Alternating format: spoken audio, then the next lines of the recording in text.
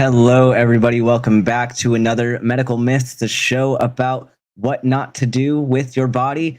And today, this is an interesting topic of conversation. We're going to cover functional medicine. And if any of you have heard about what functional medicine is, it's very vague. And as I was looking into this topic, it's very not clear about what functional medicine actually is. But something that is very consistent across the board with this is that it is a Trojan horse to smuggle in pseudoscience into conventional medicine, in the best sense of the word. In other cases, you're seeing this dichotomy that's being set up between conventional medicine and this functional medicine. And this is a trend that we've seen for years and decades now of this debate, if we can even call it a debate, because people in the media prioritize balance over what is accurate within the medical sphere.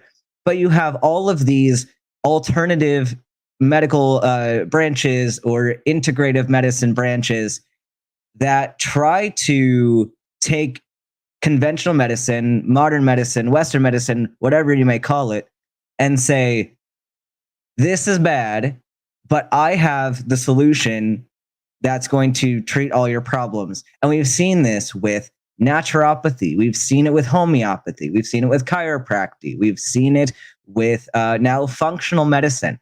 But it's all the same kind of thing. And all of these pseudoscientific branches of medicine all kind of have the same rhetoric and the same goals.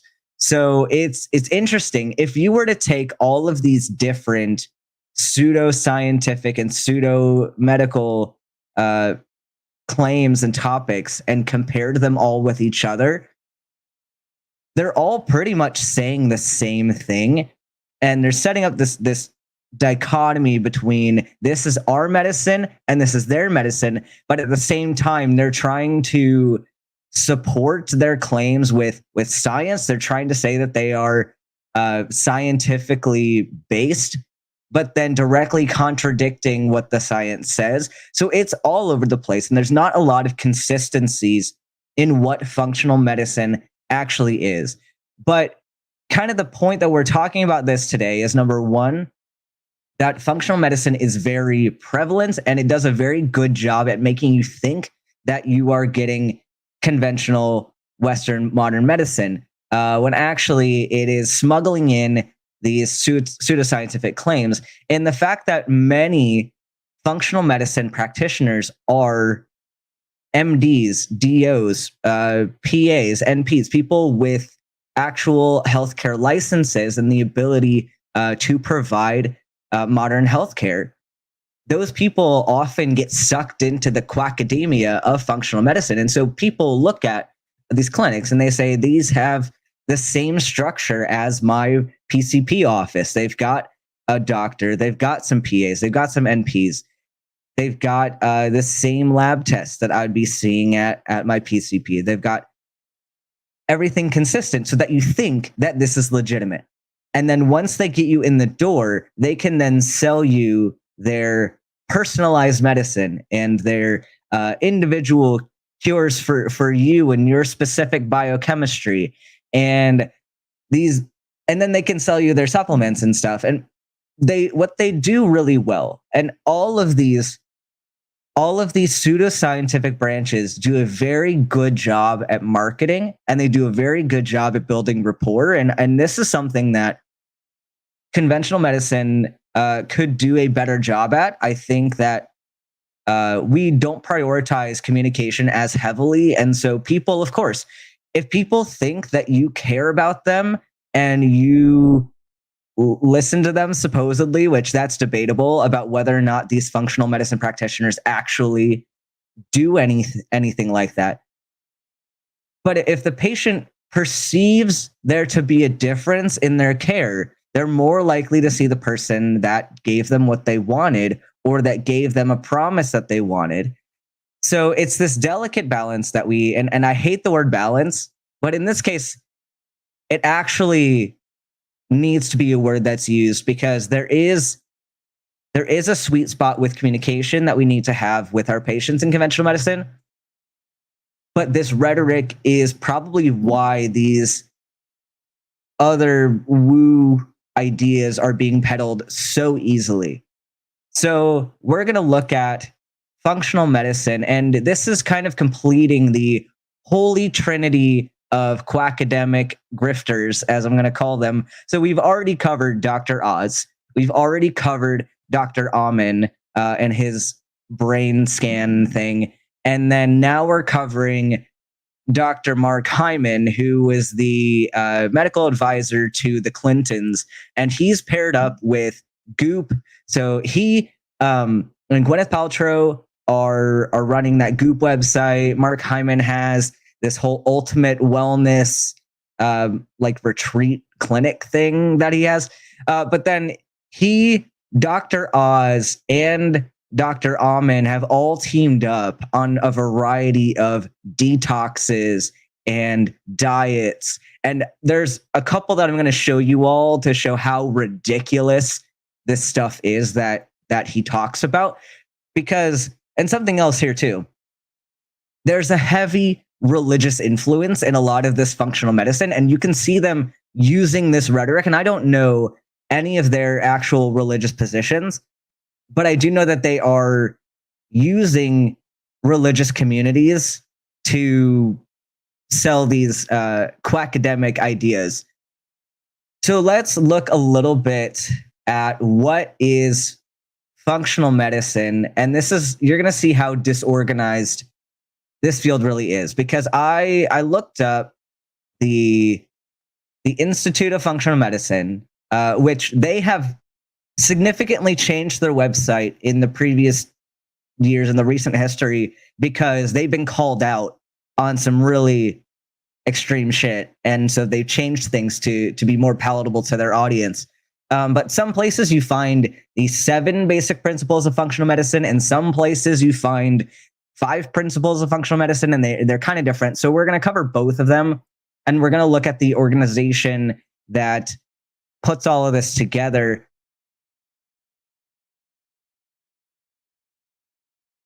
Let's actually look at their kind of explanation of what functional medicine is before we get into the tenets. So here we have the Institute for Functional Medicine, and it starts off by saying functional medicine determines how and why illness occurs and restores health by addressing the root cause of disease for each individual. So this sounds great. This sounds like something that everyone would want. I don't want to just treat my symptoms. I want to treat the root cause. And this is something that, again, is peddled by naturopaths, by homeopaths, by chiropractors. Everyone across this board can unite on the addressing the root cause, which is such a straw man. And all of these fields they're the kings of straw man arguments and false dichotomies. You have the assumption that if we're saying that functional medicine addresses the root cause of disease and does not merely treat the symptoms, then the assumption is that modern medicine, conventional medicine, does not do that.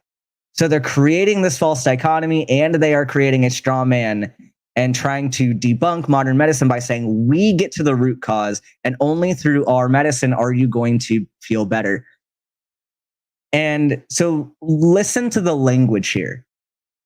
The functional medicine model is an individualized, here I can actually zoom in a little bit because the font's kind of small. The functional medicine model is an individualized, patient-centered, science-based approach that empowers patients and practitioners to work together to address the underlying causes of disease and promote optimal wellness. It requires a detailed understanding of each patient's genetic, biochemical, and lifestyle factors and leverages that data to direct personalized treatment plans that lead to improved patient outcomes. So this says a lot of things that we'd want to hear, right?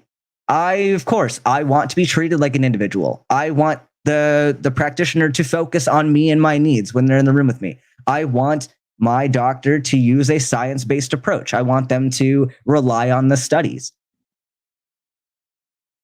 But it's interesting because with an individualized model, I'll get into later about why this is particularly problematic. And it's also implying that conventional physicians do not work together with patients to address underlying causes.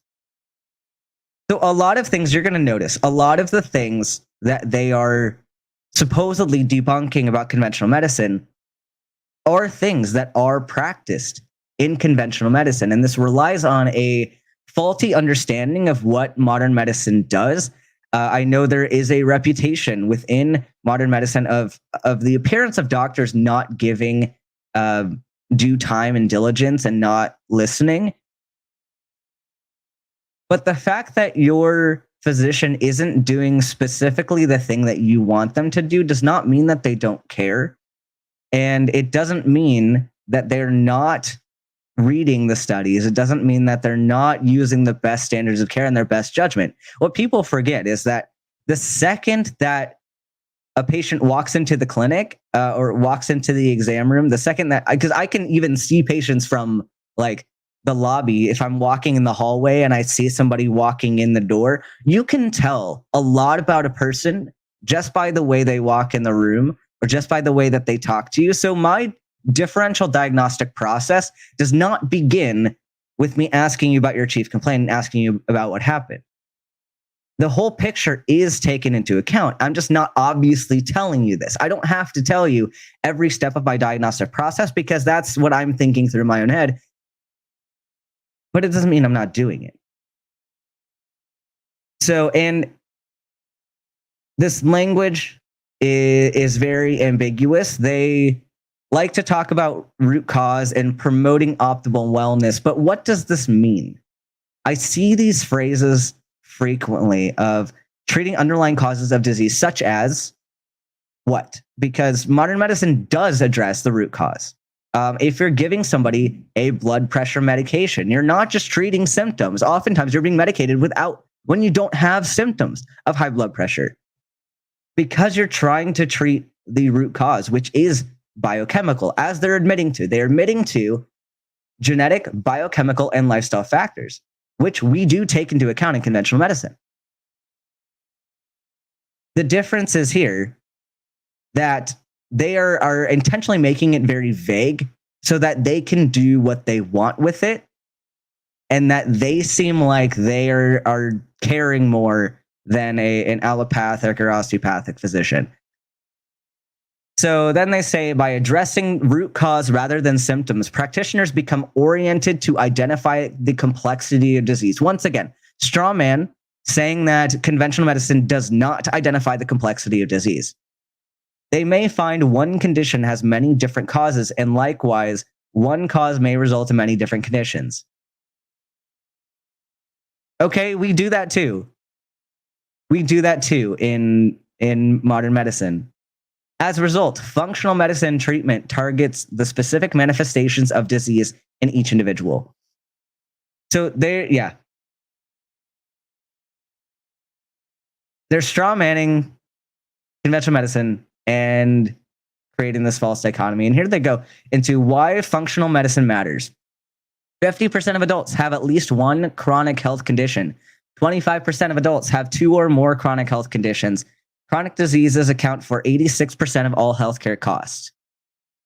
So they're relying on chronic disease, which is incredibly dishonest. The scope and cost of chronic disease continues to rise. Functional medicine has proven to reverse this trend by providing better outcomes and cost savings for both patients and healthcare system in the long run. I'd like to see some stats on this and what they mean by providing better outcomes, because you need to define whenever you're making a claim like that, you need to define what constitutes a successful treatment and what constitutes a better outcome, because this is very nebulous. And I want to go a little bit, in fact, I have to grab my little thing, because we're going to draw a little bit today. We're going to draw, and I wasn't planning on doing this, but here we go. With chronic disease, they love to use this because chronic disease is on the rise. They are correct, but it's not because we're not addressing the root cause. So I've addressed this in other videos, but I'm going to do it again here because it is very important.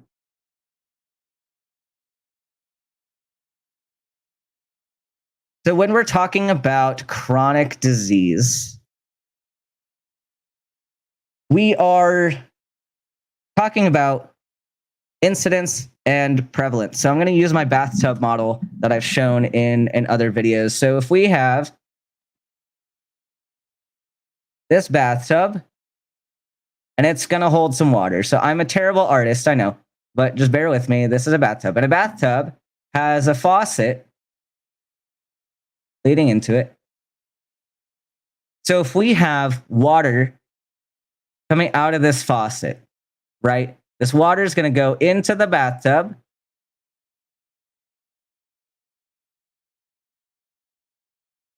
And it's going to fill. So what this water from the faucet represents is the incidence. So this is the amount of new patients with a condition, or the new diagnoses.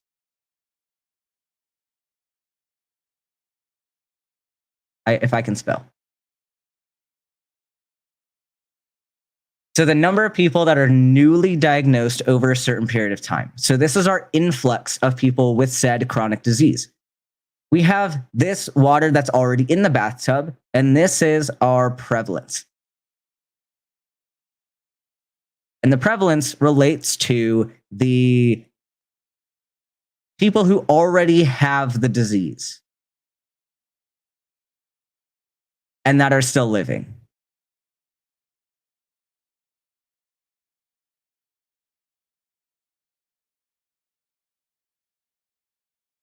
So we have these people who already were diagnosed and they continue to live with this particular condition. So you can see that the new diagnoses are going to be factored into the prevalence. So this is, the incidence is just a small percentage of all the people with the disease, but the prevalence is this entire population of people who have the disease and are still alive. We have a drain here. If we add a drain to the bathtub and we have water leaving through the drain, this is people who died. So they are no longer part of this population. So when this number goes down, it's often because people died of said disease, or you have a small amount of people who, if the water evaporates, they're still leaving this bathtub of prevalence, but these are people who went into remission. And this is going to be a smaller number, especially with chronic diseases. But so there are two ways for your numbers to not count towards the prevalence, right? So you can either die or you can go into remission. And so what is happening when the prevalence goes up, it's often not because we're not treating the disease. Like a lot of these chronic conditions, you're not going to get remission for. You're going to get management. And so you have this high number of people living with a chronic disease. But what we've done, what we've changed about this is we've decreased the amount of people. That was not red. I was trying to click on red, but I clicked on green, but it's decreasing the amount of people who are dying. So if you decrease the amount of people leaving the pool, the water amount's going to go up just because more people are living with said chronic disease. So they're using chronic disease as a fear-mongering point of saying they are not treating chronic disease, but we are. But what we're actually doing in conventional medicine is we are preventing people from dying and allowing people with chronic disease to live longer. So that is why prevalence is going up. So this is not evidence for their point, but they're going to use it like that. So this is the kind of fear-mongering and grifting that these functional medicine practitioners are doing.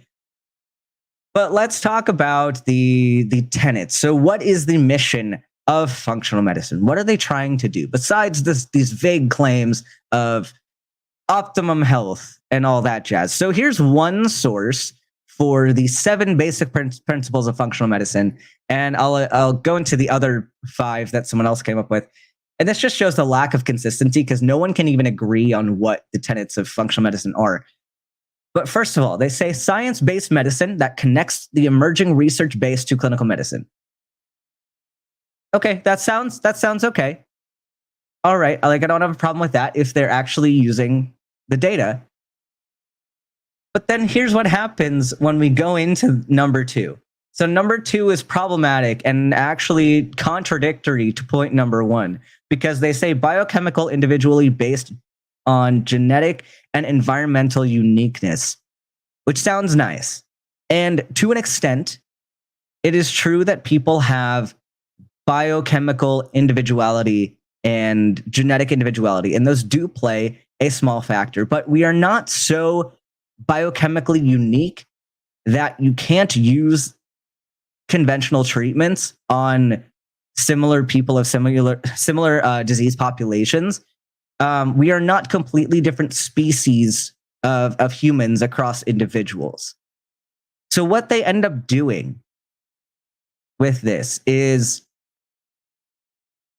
this individuality and this patient-focused care ends up being an excuse to do whatever the fuck you want. Because what happens is you can have a standardized level of care, standardized practice for certain conditions, which is backed up by years and years of data and p-values and stats and all of these metrics that we would consider to be convincing evidence. We have those. And medical boards do a very good job at regulating medical practices that do not adhere to said standards of care. But what you can do, if you say, well, I'm treating the individual, I'm treating this specific person, then number 1, it gives them the leeway to abandon standards of care and say, well, I didn't need to adhere to the standard because of this person's individuality. So they can get away with very unconventional things. You're seeing people with very high doses of vitamin C infusions for cancer therapy. Mark Hyman, the doctor, one of the doctors who we're talking about today, he has advocated for things like anti-inflammatories to treat autism. He's jumped on some of these very dangerous bandwagons, and he can do this and get away with it because people are biochemically individual. But something else here that you can do because of this is you can say that, like, let's say you have somebody that tried your vitamin C infusion for their cancer and they did not get better. What you can do then is you're still okay as a functional medicine practitioner, because just because one person didn't get better with this doesn't mean that it doesn't work. It doesn't mean that there's no scientific basis. It just means that, you know, your body didn't like this, but this other person's body might. So I'm going to keep using this vitamin C infusion and just say, well, these failure stories don't matter. We don't care about them. So that's kind of the damage about the individually focused treatments. But something that has actually been quoted by the Institute for Functional Medicine, which has since been taken down because I'm sure that they've been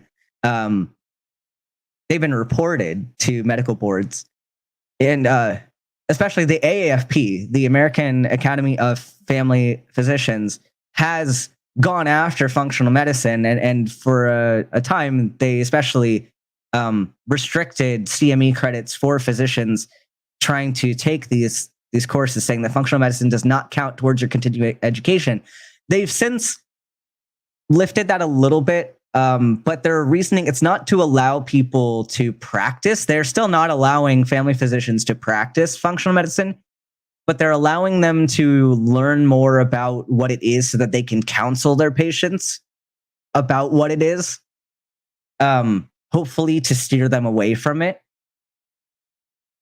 But they've made statements that they don't need to rely on clinical research and that clinical research is irrelevant because it doesn't account for individuality.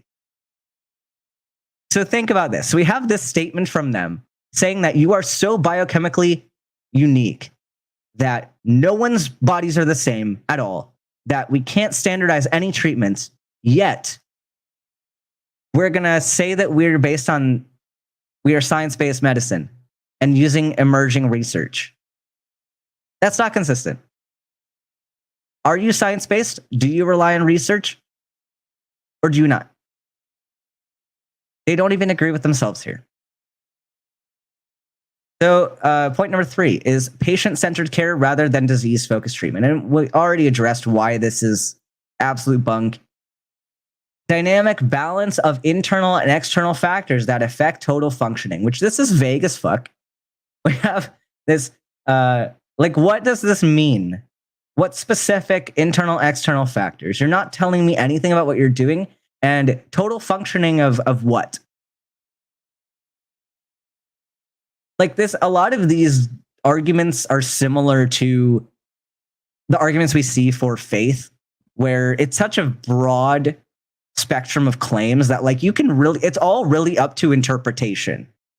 And I think that's why they're so successful, because you can interpret these in whatever way you want. I can interpret this as I need to do vitamin C infusions to affect my internal and external factors. I can also interpret this as the actual science-based medicine of, you might have actual lead exposure in your environment, which is an external factor contributing to your internal health.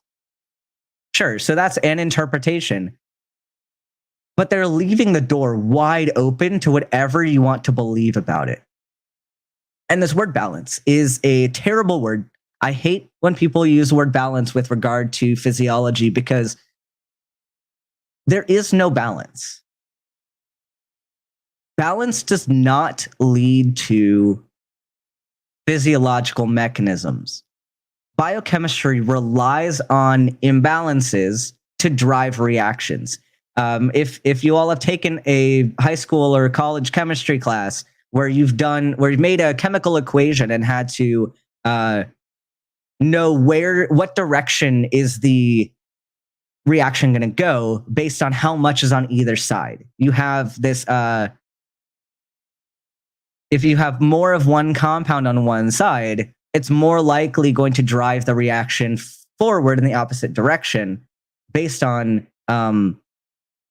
what is available.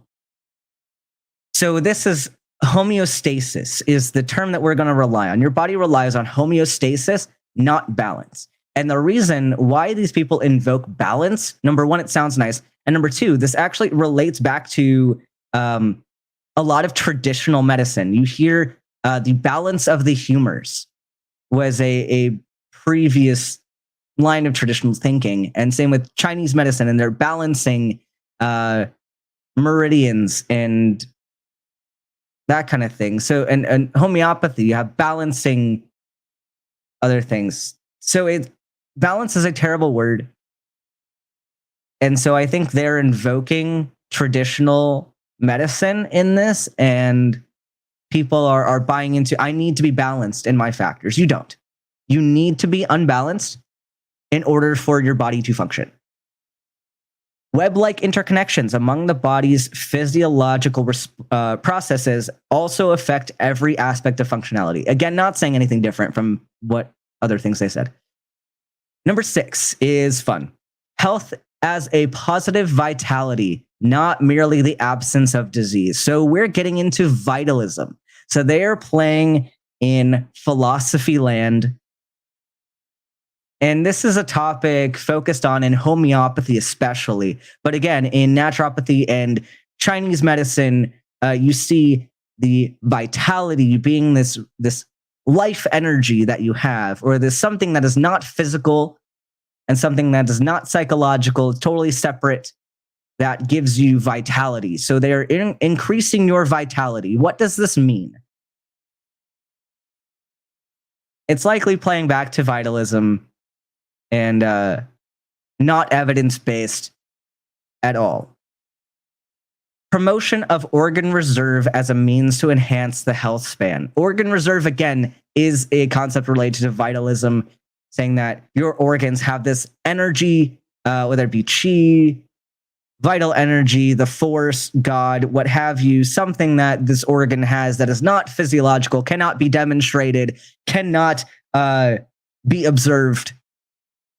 And you just have this, and when you don't have this anymore, you reduce your lifespan. So this is what we're at. This is pseudoscience. So how did these people get credentialed? This is really fun. So within the Institute for Functional Medicine, you can get certifications, and we're going to look at the certification program if they...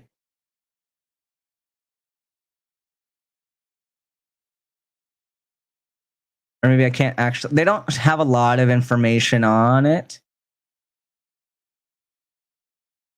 But in order to be a functional medicine practitioner, they will accept people who are MDs, DOs, NPs, PAs, your across the board standard healthcare professionals, but they also will credential naturopaths, they will credential homeopaths, they will credential chiropractors, they'll credential dietitians, nutritionists, all people with very not evidence-based practices, and they of course give the disclaimer that you can only practice functional medicine within your scope of practice currently, which a lot of these people are not doing, by the way.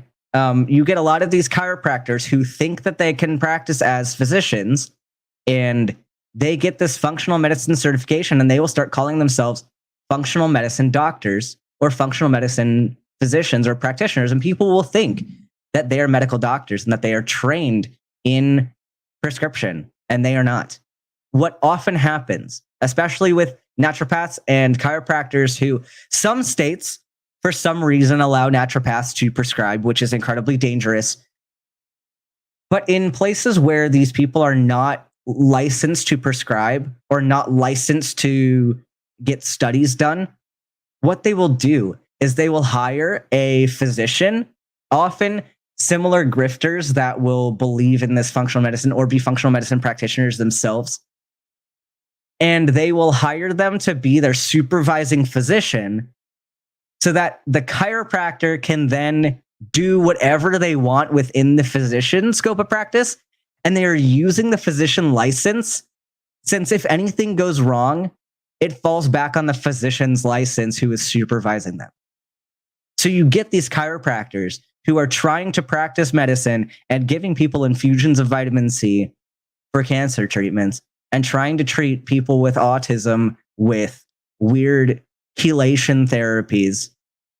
And this is dangerous. This is absolutely dangerous. And any organization that is going to credential pseudoscience and quackademics on the same level as board certified physicians,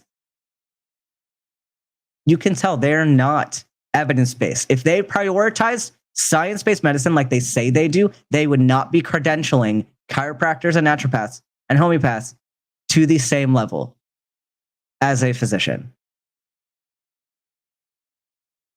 So there's somebody, we'll talk about a few different people. And the first one on the list is the founder of functional medicine. And he has this whole website, but this is Dr. Jeffrey Bland, and he has his CV available to the public. So we're going to read this. So this guy founded functional medicine. He is the father of functional medicine. Guess what his degree is in? Fun fact, he is not a clinician. He's not any type of clinician. So his previous jobs, he started off in the pharmaceutical industry. So he is already a CEO of a pharmaceutical company. which I didn't really look into what pharmaceuticals this guy sells. I'm willing to bet that it's very dubious alternative therapies. But you have things on here like founding board member of Bastyr University. So he's a founding board member of a naturopathic university. And he's a board member for the Institute for Functional Medicine. And on his board of advisors is Dr. Oz. Interesting. But look at his, well, he has a bunch of awards and speaking events. His education, he has a bachelor's in biology and a PhD in chemistry, and was certified as a clinical laboratory director. So he is not a clinician at all. He's a chemist, which I'm not shitting on chemists. Chemists are brilliant people and they do brilliant work in their field, but this is overstepping the bounds of chemistry. Like, he's qualified to be a professor of chemistry. He's qualified to work in research. But he's not qualified to be a clinician. He's not qualified to be a doctor. He's not qualified to establish standards of care for medicine. Why would he establish a whole branch of medicine and be the father of a branch of medicine when he himself is not a clinician and not trained to be one? So this is who started this field. And he's recruited people like Dr. Oz to be on his board. And so if this tells you anything, he's very much into this for the money. And then looking at Dr. Hyman, let's see what Dr. Hyman has to say. I think I pulled up some. We'll read his, just kind of the about his page for Dr. Hyman, because his own website actually does not have a whole lot going for him. It's mostly just blogs and stuff. But here we go. So about Dr. Hyman. He has turned his passion for functional medicine, real food, nutrition, and wellness into activism, working to change our food system on a global scale. So he is very big on let food be thy medicine. And while this sounds like a good sentiment, it is flawed, because food does have an impact on your health. I'm not denying that. But the impact by which food has on your health is not as exaggerated as people like Dr. Hyman say it does. People who advocate for food for cancer therapies are wrong. This is irresponsible and people get hurt. Is food a component of health? Yes. Will it cure your cancer? No. Is food your medicine? Is food a substitute for medical care? Absolutely not. So this is dishonest. So I wanted to read a little bit of the things that he's done. One in particular. So he's the winner of the Linus Pauling Award, which that should tell you something. Linus Pauling, being notorious for the one who popularized vitamin C for everything. And he received the Christian Book of the Year Award for his work on the Daniel Plan, which is a faith-based initiative that helped Saddleback Church collectively lose 250,000 pounds, which he created with Rick Warren, Mehmet Oz, and Daniel Amen. So we have we have a fourth person in here who we haven't discussed yet, but the holy trinity of quackademic grifters here are making books about diet plans for churches, utilizing their faith as a mechanism to Trojan horse some pseudoscientific woo into their churches, and to get people to all do this. And if you look at the Daniel Plan, he promotes things like, we're going to go to this food plan website.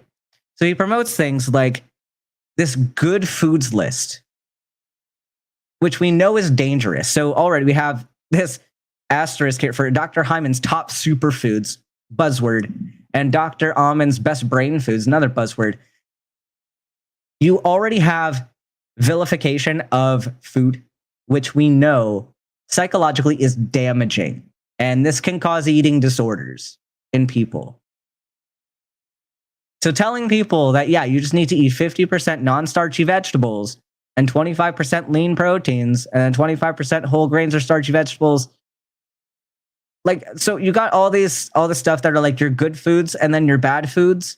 And then this whole plan relies on, there's a passage in Daniel that mentions something like this for religious reasons.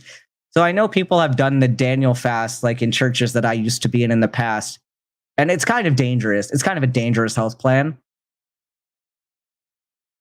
But to utilize that faith aspect as then a method to get them to believe in your medicine is genius, number one. I mean, I'm sure it works to get money off of people. I'm sure that's why he's doing it. But this is dangerous.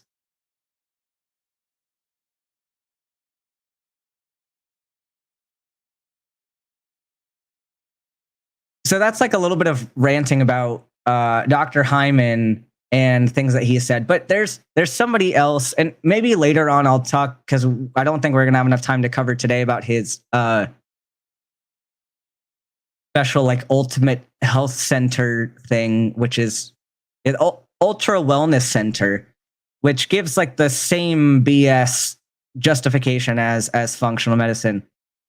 But there's somebody I want to talk about who is a chiropractor, who is a functional medicine practitioner. We're going to address specific methods of his practice and why they are problematic. There's a guy, a chiropractor, who is also a doctor of natural medicine. And he has some articles that make some really nice claims about functional medicine. So we have, he starts off by talking about a lot of the same kind of things. And I do want to point out this DNM degree. I have to switch over to that. No.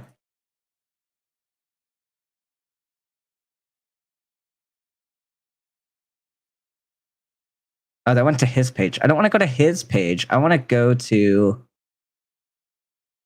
because there's a way to, oh, here we go. He holds a level 2 Doctor of Natural Medicine certification.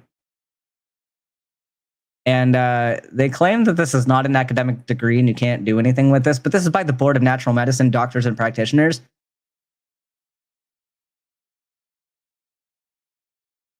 So it's a doctorate level, 4,000 hours of training and experience with at least 2 modalities in natural medicine, plus doctorate research.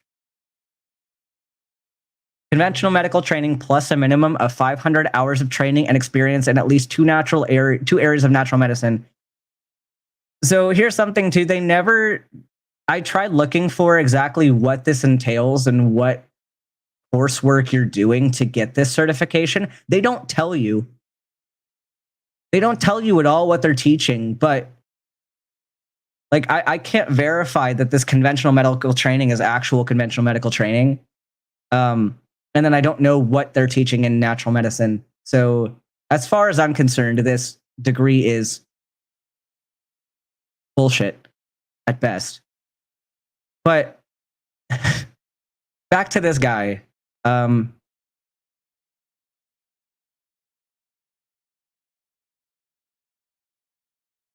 He goes on this rant, the same rant that we saw before. But here's his 5 basic principles that define functional medicine. Functional medicine views us all as being different, genetically and biochemically unique. We already addressed that one. Functional medicine is deeply science-based. We addressed that one and why that's false. Your body is intelligent and has the capacity for self-regulation, which expresses itself through a dynamic balance of all your body systems. The body is good at some things, but the body is deeply, deeply flawed. And in fact, having like an example, they love to use metabolism and say kind of vague, meaningless things like boost your metabolism, which metabolism is not efficient.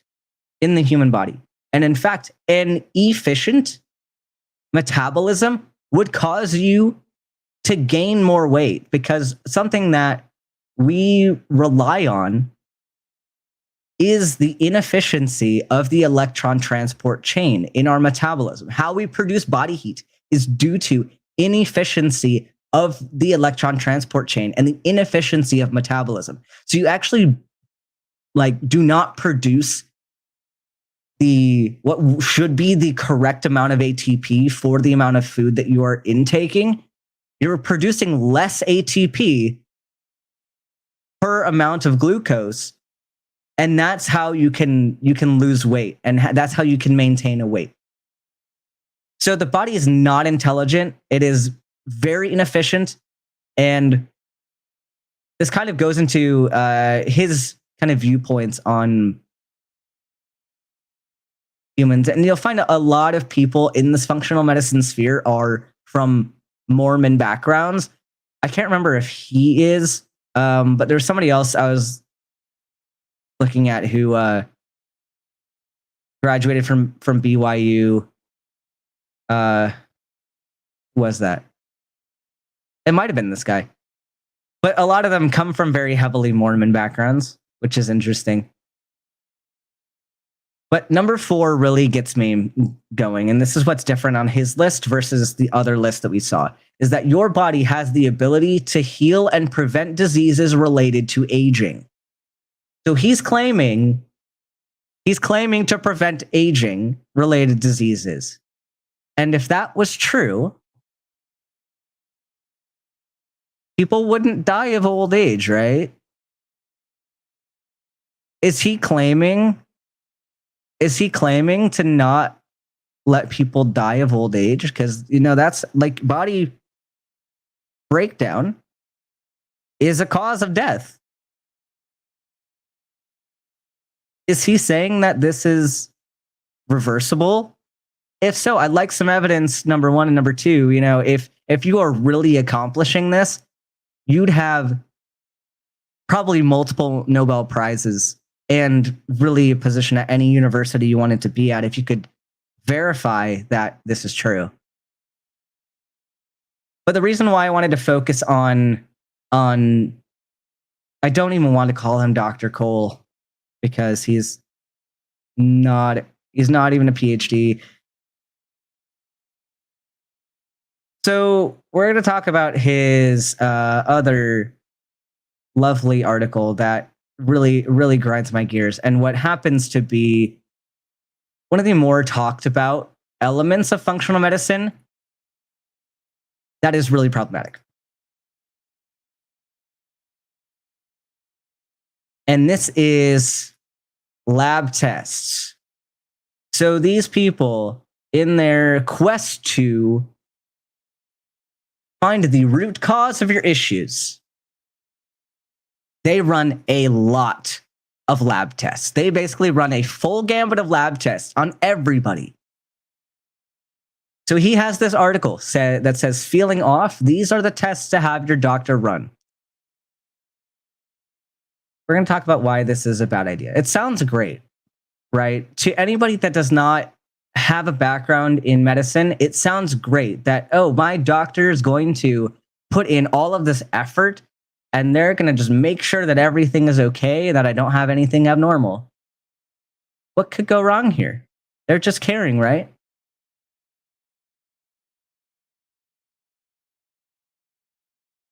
As a functional medicine practitioner, I run a lot of labs. They're great for pinpointing specific problem areas and help guide my treatment recommendations in a major way, which, let me point this out again, treatment recommendations by labs. This is a chiropractor and at best a certified naturopath.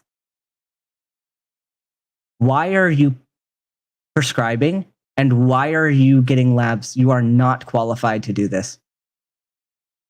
And even the DNM program that he did has a disclaimer saying, use this information within your scope of practice. None of this is within a chiropractor scope of practice. So think about how dangerous that is. And while it is important to remember that every person's health case and biochemistry is unique, and health issues are often caused by a lot of small problems rather than one big one, talking to your doctor about testing is a great place to start. So he's advocating for you to go to your doctor and say, these are the tests that I want. Which is really not the smart way to go about. And he talks about how these are not covered by insurance, and unless you have a particularly open-minded conventional medical doctor who is willing and has the time to explore these tests with you. So he's again going to that dichotomy of the conventional doctors are just not caring about what your health is like, and they don't want to personalize your health care. And we'll go into all these actual tests. But can any of you think of a reason why ordering all of these tests would be a bad idea? What's the problem with ordering the full gambit of tests besides costs? Because we know that this would cost a whole lot of money. But the big concern that I have here is an issue with sensitivity of these tests. So the way that we measure labs, it wastes time. That's a big one. So how we determine whether or not somebody's labs are within the normal range is they're based on standard deviations from the mean. So it's just a trend. Yeah, and some tests do have risks. Absolutely. Those are some great points. So we base our lab averages on just standard deviations and the average population. So it's trends for generally healthy people and what their normals would be at. All right. So when we get these tests, most people are going to have normal labs in the things that we do get labs for. But since we're just talking about averages, let's say here, let me do an example to get to this point. Let's say I have a die, like a 6-sided die, and I roll it 3 times.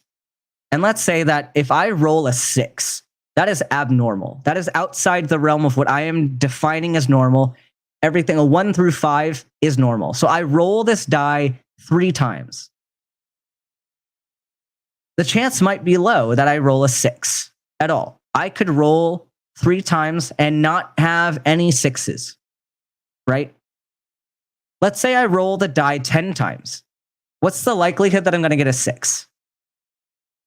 It increases.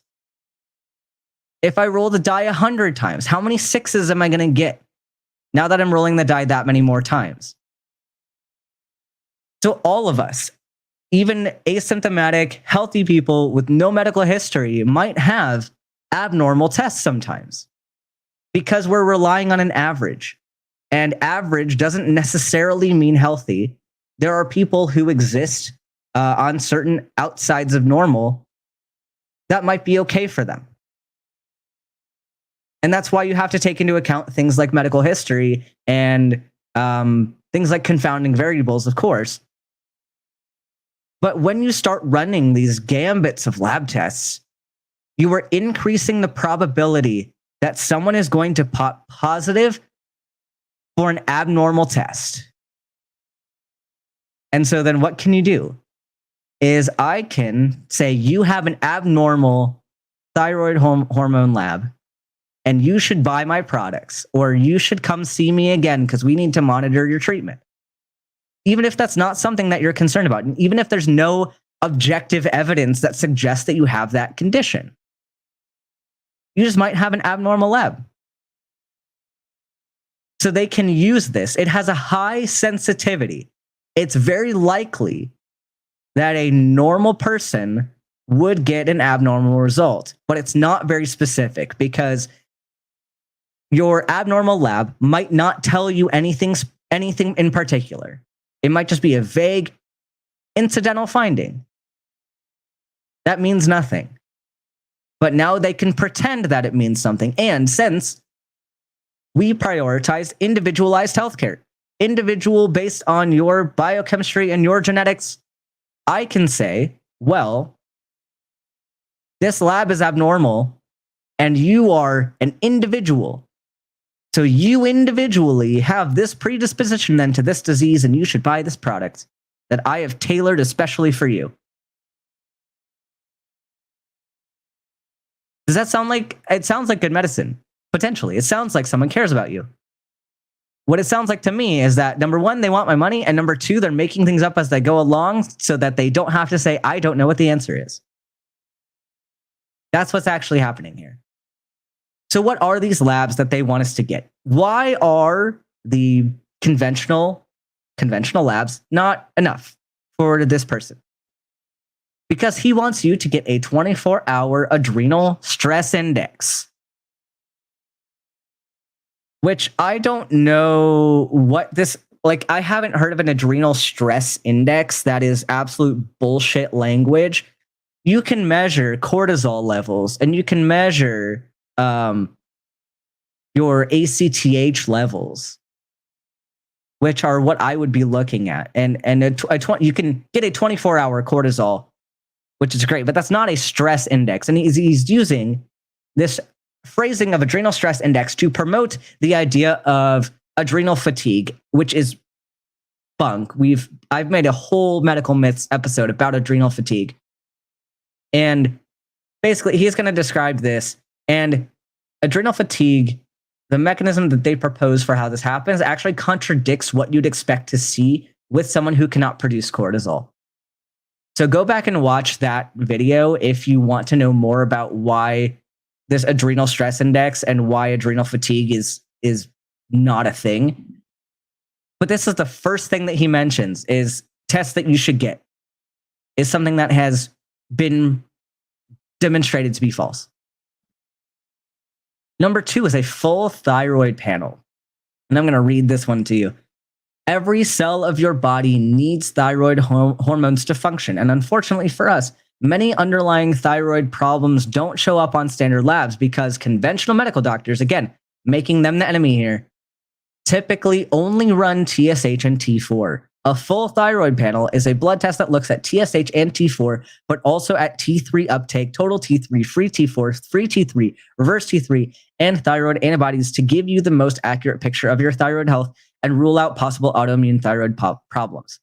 Functional medicine also has a narrower reference range for what constitutes a healthy thyroid, which can explain why you may still be experiencing symptoms but haven't yet been diagnosed with a thyroid problem. So this is, again, I'll go into the beginning of this paragraph because that's some more nitty-gritty thyroid stuff. But this end sentence here, the narrower reference range, confirms my previous hypothesis that they're trying to get money off of you by triggering abnormal results. If you decrease the threshold, if you lower the number range by which normal exists, by default, more people are going to end up as abnormal, and you're going to diagnose them with a thyroid condition.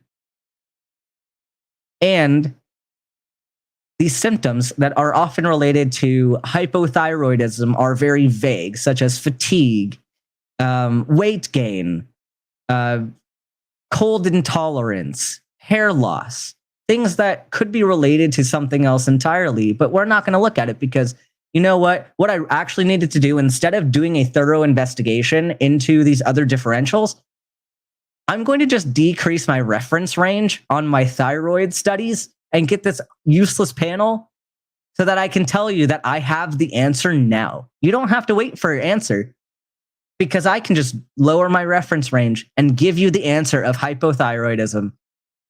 Wow. How dishonest is this statement? And looking back at the full thyroid panel, this is fun here. So, and I can actually zoom in here. I didn't realize how small this font is. But there's a reason why we go in this order of getting TSH and T4 first. So TSH triggers the release of T4 from the thyroid. You're going to get T4 and a little bit of T3 but not a whole lot. And T3 is the more bioactive form of thyroid hormone, and T4 is still active, but less so. I've heard I actually listened to Mark Hyman's thyroid lecture before this today, and he actually makes the claim that T4 is inactive, which is false. It is active, it's just less active. But T4 is converted in the periphery to T3 and reverse T3. And not all thyroid hormone is bioavailable. You do absolutely have some free molecules which are going to be active, and you have some that are bound to proteins in the body. But the reason why we rely on a TSH and a T4 is because we're trying to evaluate the function of the thyroid. The question is, can your thyroid produce hormone by itself? And can the brain tell the thyroid to produce hormone? So we're trying to rule out, is the thyroid not functional or hyperfunctional even? Like, is it producing too much? Or is there a problem with the brain not signaling to the thyroid to produce enough? Or is it the brain signaling too much? Or is there an issue later on with antibodies in the thyroid itself? And so this is a problem. Like, we're trying to work out the mechanism, and where they say we're not looking for a root cause, the TSH and the T4 are the most important points to find the root cause. And eventually, if we find something that's weird about your TSH and your T4, we will go to the rest of this panel. My sister's being tested for hypothyroidism because of a nodule. I don't understand this enough to be completely sure I understood. The nodule could be... See, that it's complicated because you could have a nodule that is not producing thyroid hormone. And so by the mass being there, it might be causing hypofunction of the thyroid. So that's probably what they're looking at. I need to know more about the case to know why there. What does it mean if T4 and TSH are in normal range, but T3 is low?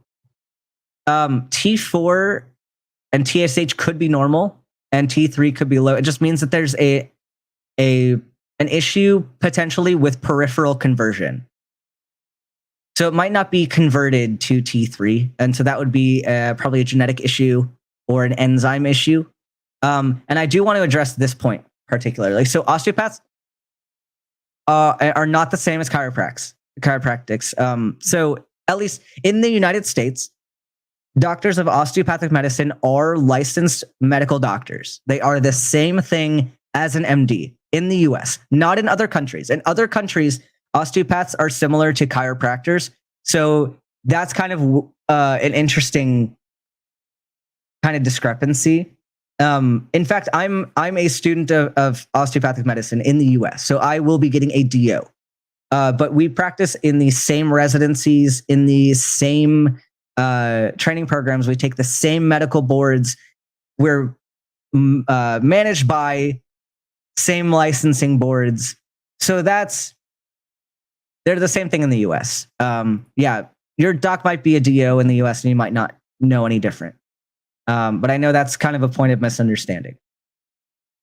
But with regard to the TSH and the T4, so if your TSH is high and your T4 is low, that tells me that your brain is doing a good job. Your brain is secreting enough TSH, and your thyroid is the problem because it's not making T4. So what could this be? This could be related to Hashimoto's thyroiditis. This could be related to iodine deficiency. This could be related to multiple factors. And that's when we'd investigate more about why is your T4 low. And if your TSH is low and your T4 is low, you're producing less you're producing less T4, but it's not because your thyroid isn't functional. It's because your pituitary gland is not functional. So that's when you need to investigate for pituitary tumors or something like that, pituitary hypofunction. So that's why we use those two specific labs, because I need to evaluate the thyroid function. And then after that, I can look at T3 and T4 and look at, is there a conversion issue in the periphery? But we don't need to do all of these studies to get to those conclusions at all. So he's saying that you need to get these studies to accurately diagnose. Absolutely not. You don't. And also, why is a chiropractor diagnosing thyroid disease? That's absolutely irresponsible. Don't do this. Why does the US have MD and DO instead of just one? So DOs were established initially in the US to be parallels to MDs, with some differences in kind of physical therapy-like techniques. There's a bit more emphasis on musculoskeletal medicine, and some DOs can do some woo. There have been some that have smuggled in woo into their practice. That's not the norm, though. So I can do a whole episode on MDs and DOs, but it's, I don't know why specifically we have the two, but we do, and they're equal. So then the third one that he wants you to get is gut permeability labs, which I need to do a whole episode on leaky gut, because he's claiming that the gut is the foundation of our entire health, and he's citing Hippocrates, which people love to cite Hippocrates, and I'm not saying that Hippocrates was entirely wrong about everything, but are we, even though Hippocrates has some good ideas, are we going to base our entire medical practice on some guy that lived like 1,000 or so years ago or more? I don't know when Hippocrates was alive, but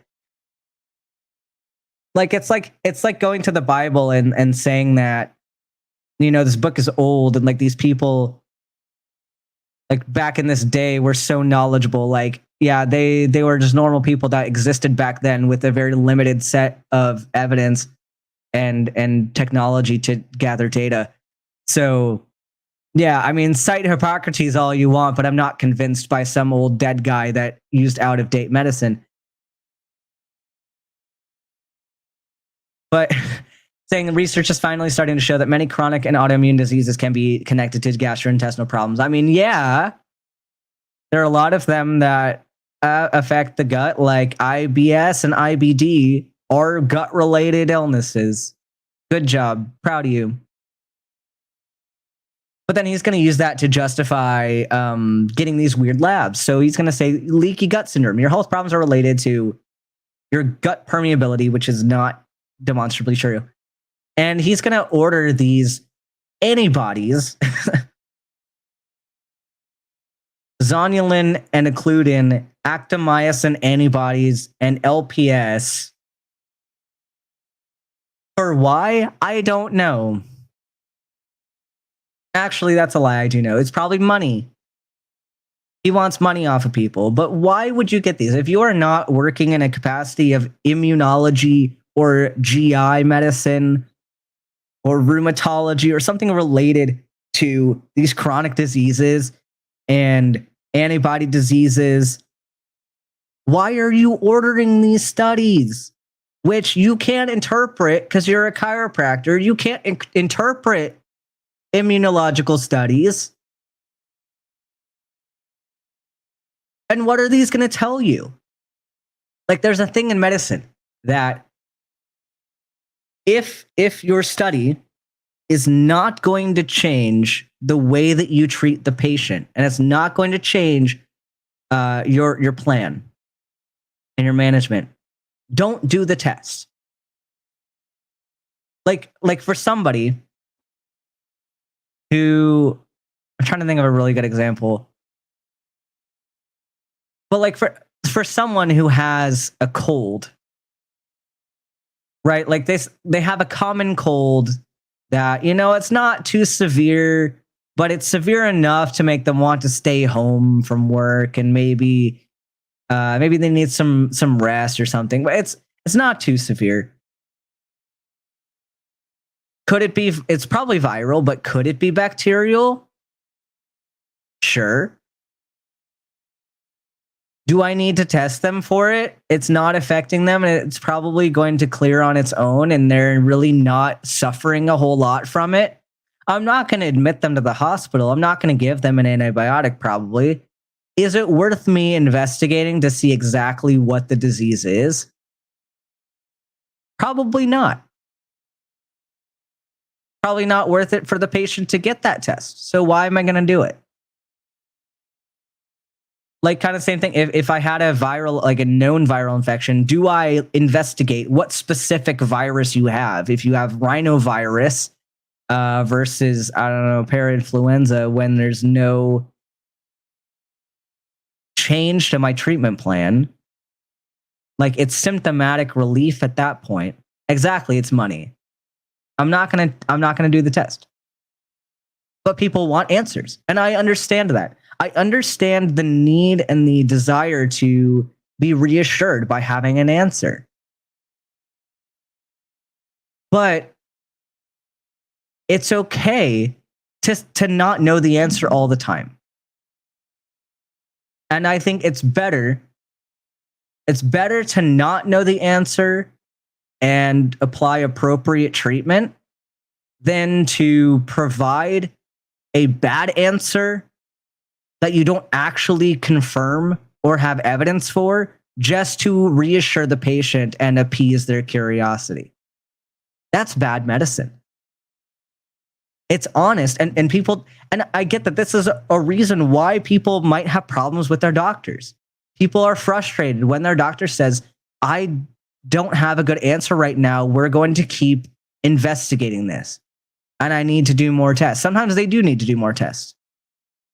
And sometimes they don't know the answer, but it's not really something that we know a lot about in medicine, so it's not worth doing more tests. But I'd rather have a doctor who used evidence and relied on evidence-based medicine and said, this is something that we don't understand yet, and I'm going to try to study this and look into what the experts are saying, and maybe even start some research on it. But I'd rather have a doctor that was honest versus a doctor who gave me a quick answer and said, go get these labs that are going to pop abnormal and tell us nothing about what's going on. But that's what people want to hear, and it's what makes money. So these people do it. Sex hormone labs, you can get labs for estrogen, progesterone, and testosterone. Fine. Not everyone needs these done. I'm not going to argue a whole lot with that one, though, because that's not as, like, there is some evidence, like, for certain conditions. If you're having fatigue, sure, let's get an estrogen. Let's get a testosterone. Cool. If you're in menopause, like, okay, normally we wouldn't start with estrogen for menopause. We'll start with an FSH and an LH, but, we can get an estrogen. Fine. Not mad about that. Inflammation labs. This is so non-specific. Inflammation is a factor in almost every health problem we face today. And he's going with the inflammation theory, saying that inflammation is the cause of your diseases.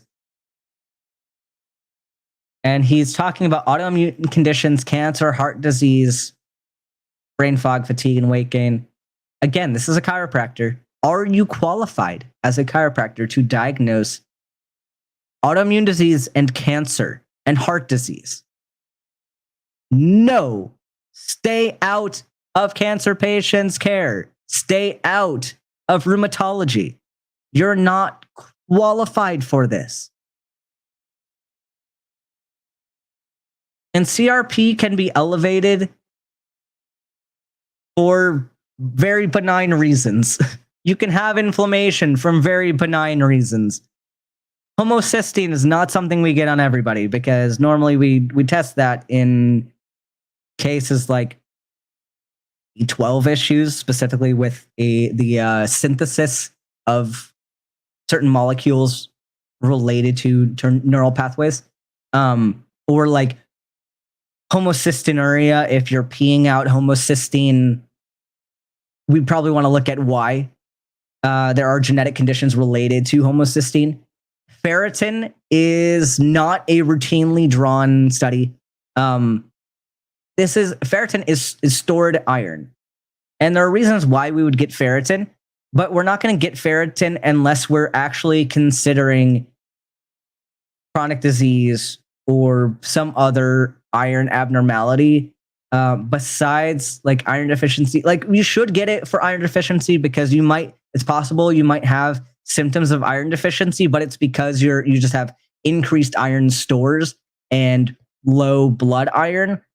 And that's reasonable if you know what you're looking at, but this guy does not know what he's looking at with anemia of chronic disease. He's not going to be able to appropriately diagnose and treat that. So I don't know why he's getting a ferritin level. Genetic testing. Again, why are you getting genetic testing? Are you a geneticist? No. Oh my God. I just noticed the fact that he's wow. He is not even telling you, because when I glanced at this first, I thought he was saying to go to your genetic counselor or your geneticist, because there are medical doctors who specialize in genetics and they counsel people on genetic disease. And there are also people at the master's degree level that aren't necessarily physicians, but people who are genetic counselors that are trained in talking through patients about genetic predispositions and your likelihood of passing on genetic conditions to offspring. He's telling people to go to 23andMe. Wow. Which there's a lot of scams that are basically going on with these do-it-yourself genetic tests. Especially the ones related to things that like food issues. Like, I can genetically test you with this home kit to see what foods are sensitive to. Absolute bullshit. They think that they can genetically test you for what medications you need to come off of or that kind of thing. Which certain people do have genetically related complications with medications. But we're talking receptor activities and all that kind of stuff, which you're not getting tested on 23andMe for that. Yeah, I agree with Titan here. Whole life healthcare should not start, or frankly, whole life should start with genetic assessment. Not 23. Well, okay, to an extent. I think there's a small problem here with this. Like, we do ask about family history of disease because a lot of times you can narrow down what someone's genetic predispositions are based on their family histories. But I think we run into the same problem with genetically testing everybody as the increased sensitivity and decreased specificity, because you can have certain alleles and not get the condition. Penetrance is a big thing. You don't know how much of that gene is going to present or be expressed. So even if you karyotype somebody and looked at their chromosomes, that is not necessarily going to tell you what disease they're going to have. So it's a little bit ethically dubious. And yeah, so that might be a whole other discussion to talk about these genetic tests. But yeah, I do agree that we need to send people to geneticists probably more frequently than we do. So there was something interesting that Dr. Hyman had shilled a while back about cancer and genetics, and he made this claim. He made this claim that before 1940, we didn't have all these people with BRCA1, BRCA2 mutations, and or something along those lines. But the interesting thing about that claim is that BRCA1 and BRCA2 were not discovered as contributors to breast cancer risk until the 1990s. So of course people didn't know their risk of breast cancer related to BRCA1 and BRCA2 back in the 1940s because we didn't know that existed. The whole field of genetics really started in the 1950s. So any claim by somebody saying that, well, these mutations weren't around back when we had lower levels of toxins and lower levels of stress and all that, which, sure, lower levels of stress in the 1940s. I don't know how much I agree with that. But we didn't have the test. So it's...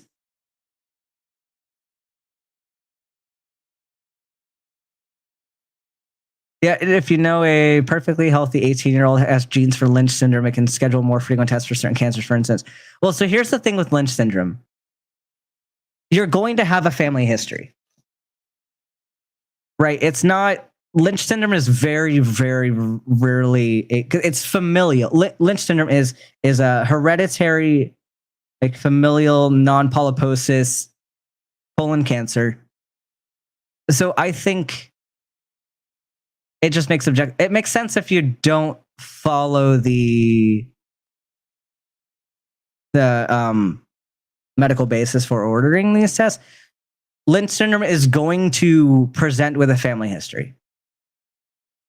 So you can get the tests if there's evidence in the family history, but there's no evidence for just genetically screening everybody. That's a waste of resources. And because the way that we determine what tests are going to be useful is we use the number needed to treat. And this is a statistical measure that shows how many people would need to be screened, for instance, in order for one person to be correctly diagnosed or correctly treated.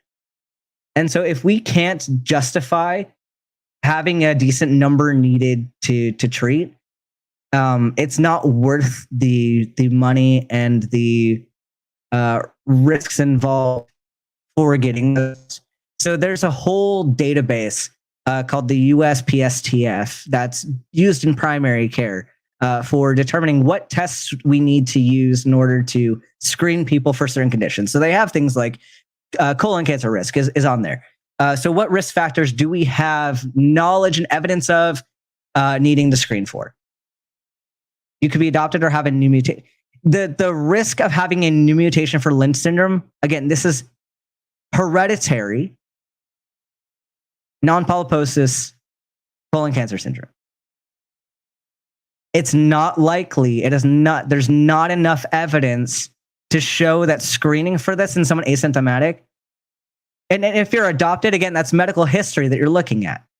You're not looking at this across the board for why you should screen everybody for Lynch syndrome. So I disagree with you on this point, Titan. I know you're not a fan of that, but there's statistics of why we screen people genetically and why we don't. And so if you go to things like the USPSTF, it gives info on the risk factors that would be necessary to trigger certain screenings, or kind of what the approach looks like if you do the screening, because the assumption is then if you do the screening, what comes next? So yeah, Titan, we're going to have some disagreement on this. Go look at the USPSTF and I'm not going to have this discussion much longer, but I hope that I've clarified the rationale behind why just broadly testing people is not evidence-based. And this can, the evidence might come up in the future that might say that we have different data on this, but under the current standards of care, we do not have evidence that supports that practice.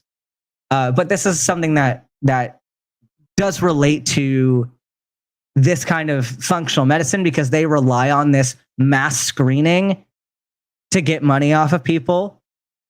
So that's why I went down this kind of genetics rabbit hole. And I think that's where we're going to stop for today, because we could easily go more into, I guess we could go more into Mark Hyman and his ultra resort clinic thing.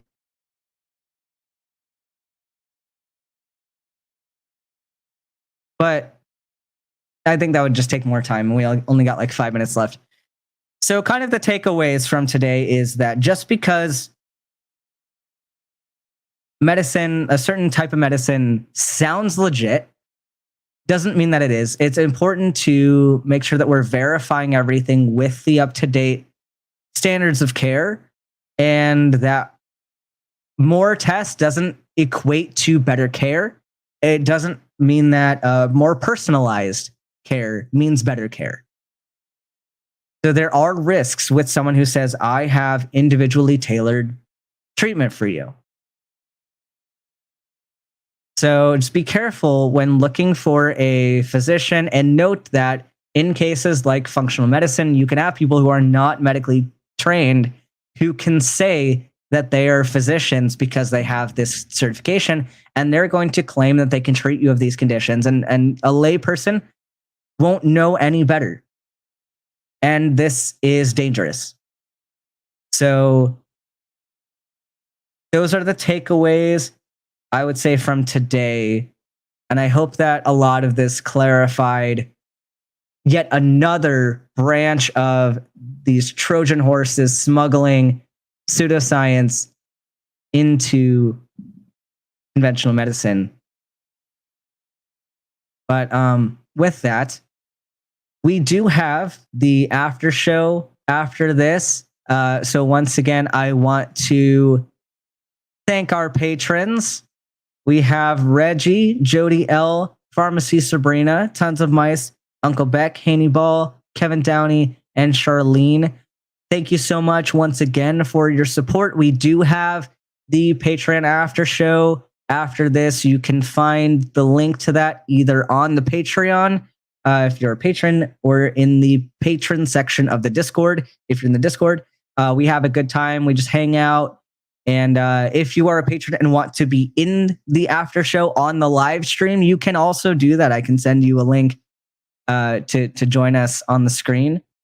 So those are some perks to being a patron. You also can get personalized stickers and t-shirts. I know Jody recently got her t-shirt in the mail recently, and it was pretty fun. So we don't do personalized medicine, but we do personalized t-shirts. That is something I can do for you. And other things on the schedule coming up.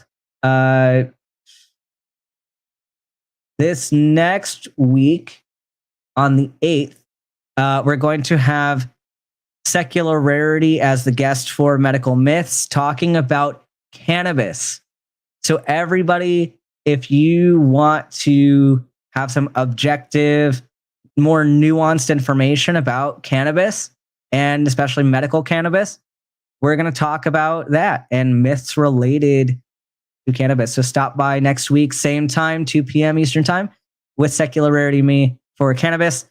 And then the week after that, I'm going to have Phoebe J. Rose on. I still don't know the topic that I'm covering with Phoebe, but we're going to talk about that. We also have every week, we have trivia on Twitch at 9:30 p.m. Eastern time. And on the 15th, I have a very, very special episode of trivia. So it's a Saturday at an earlier time at 8:30 p.m. UK time, because we're going to have a special trivia with the people in the UK.